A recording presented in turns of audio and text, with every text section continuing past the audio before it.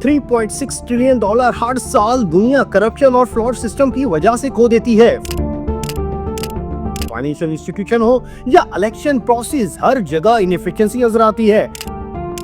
लेकिन ब्लॉकचेन है जो हर ट्रांजैक्शन को सिक्योर और ट्रांसपेरेंट बनाता है, जिसे न बदला जा सकता है और ना छुपाया जा सकता है। The cryptocurrency Bitcoin has hit a new record. दुनिया तो बदल रही है, लेकिन बड़ा सवाल ये है, क्या पाकिस्तान भी ब्लॉकचेन में अपने मसाइल का हल ढूंढ पाएगा?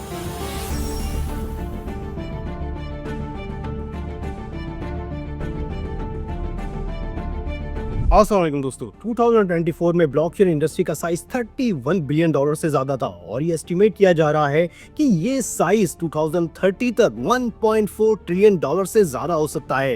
ये banking, finance, education, election, health care और इवन के लैंड रिकॉर्ड्स के हर तरीके को बदल रहा है। सोचिए एक ऐसा दफ्तर, एक ऐसा डिजिटल दफ्तर जहां एंट्री परमानेंट हो, पब्लिकली विजिबल हो और इसे किसी भी तरह चेंज ना किया जा सके। इसको आसान अल्फाजों में समझते हैं, ब्लॉकचेन का मतलब होता है डेटा को ब्लॉक्स में सेव करना। हर ब्लॉक के अंदर ट्रांजैक्शन का रिकॉर्ड, एक यूनिक डिजिटल पहचान जिसे हैश कहते हैं, और पिछले ब्लॉक का लिंक, और ये सारे ब्लॉक्स मिलकर एक चेन की तरह जुड़ जाते हैं, इसीलिए इसे ब्लॉकचेन कहा जाता है।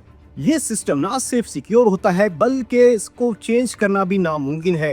ना कोई बैंक चाहिए, ना कोई क्लर्क और ना ही कोई सिफारिश, बल्कि हर इंफॉर्मेशन ट्रांसपेरेंट वे में खुद ब खुद वेरीफाई होती है। अब सोचिए, अगर आपकी जमीन की फाइल खो जाए तो कितनी मुश्किल होगी, लेकिन अगर आपका सब डेटा सिक्योर हो और ऑनलाइन हो और उसे कोई मिटा भी ना सके तो फ्रॉड के चांसेस कितने कम हो सकते हैं। हम हर इलेक्शन के बाद धांधली का रोना रोते हैं, लेकिन ब्लॉकचेन वोटिंग से हर वोट को सेफ, सिक्योर और वेरीफाई किया जा सकता है। अगर हॉस्पिटल में आपकी हेल्थ का रिकॉर्ड ना मिले, फाइल खो जाए तो वक्त और पैसा दोनों जाया हो सकते हैं। लेकिन सोचिए, अगर एक क्यूआर कोड आपकी पूरी हेल्थ हिस्ट्री डॉक्टर के सामने ले आए तो क्या ही बात हो। दूसरी जाने पाकिस्तान में भी ब्लॉकचेन को लेकर कुछ कदम उठाए गए हैं। सिंध लैंड अथॉरिटी ने लैंड रिकॉर्ड्स के कुछ पायलट प्रोजेक्ट शुरू किए हैं। स्टेट बैंक क्रिप्टो करेंसी पर रिसर्च कर रहा है। एसईसीपी ने फिनटेक रूल्स में ब्लॉकचेन को शामिल किया है, लेकिन एडॉप्शन बहुत स्लो है। मैकेंजी ग्लोबल इंस्टीट्यूट की रिसर्च के मुताबिक डिजिटल फाइनेंस इंक्लूडिंग ब्लॉकचेन से डेवलपिंग कंट्रीज अपना जीडीपी 6% तक बढ़ा सकती हैं। पाकिस्तान के अंदर हर साल लैंड फ्रॉड से बिलियन ऑफ रुपीस का नुकसान होता है, जो ब्लॉकचेन की एडॉप्शन से वापस दोबारा इकोनॉमी में लाया जा सकता है। यूएई, यूएसए और चाइना ने ऑलरेडी ब्लॉकचेन को अपनी पॉलिसीज के अंदर शामिल कर लिया है। लोग सोचते हैं कि ब्लॉकचेन एक क्रिप्टो है, लेकिन क्रिप्टो सिर्फ इसका एक पार्ट है। ब्लॉकचेन एक पूरा सिस्टम है जो डेटा को सेफ और ट्रांसपेरेंट बनाता है। हर टेक्नोलॉजी की तरह इसका भी मिसयूज हो सकता है, लेकिन इसका असल मकसद हर शख्स को अपने डेटा और रिकॉर्ड्स के ऊपर कंप्लीट कंट्रोल देना है, फिर चाहे वो तालीम का रिकॉर्ड हो, वोट का रिकॉर्ड हो, हेल्थ केयर का रिकॉर्ड हो या फिर पैसे का रिकॉर्ड। ब्लॉकचेन अब टैग बज़वर्ड नहीं, ये उभरता हुआ इकोनॉमिक इंजन है।